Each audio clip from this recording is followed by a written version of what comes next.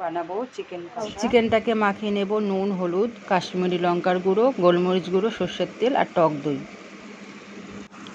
মশলার জন্য রেডি করে নিয়েছি পেঁয়াজ, টমেটো, আদা, রসুন, সাদা জিরে, 7-8টা কাঁচা লঙ্কা দিয়েছি। তেলটা গরম হয়ে গেছে।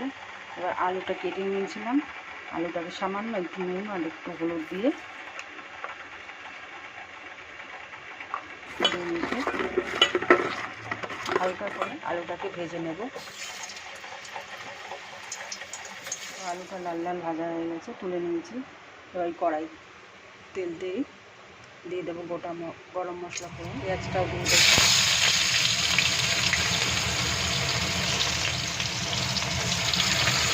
হালকা ভাজা ভাজা হয়ে এসছে, এর মধ্যে দিয়ে দেবো 1 চামচ নুন।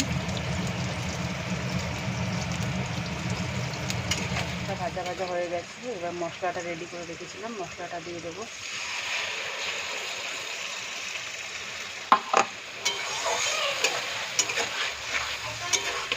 পরিমাণ মতন হলুদ,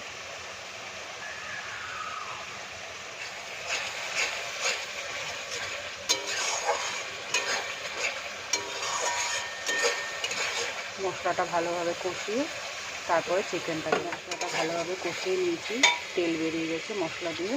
এবার চিকেনটা দিয়ে ভালো করে কষাবো। চিকেনটা দিয়ে দেবো।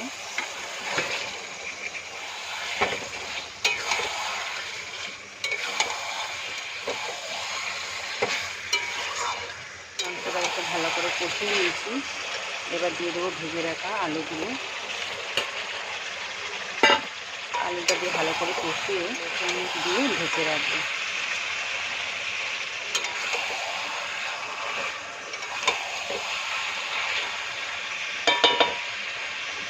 চিকেন দিয়ে আলু দিয়ে ভালো করে কষিয়ে নিয়েছি।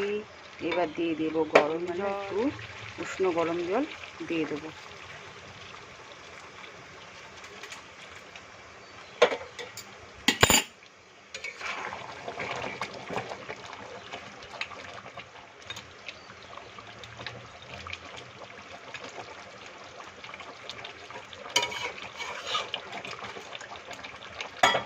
এবার গ্যাসটাকে লো ফ্লেমে দিয়ে ঢেকে রাখবো। চিকেন কষা রেডি।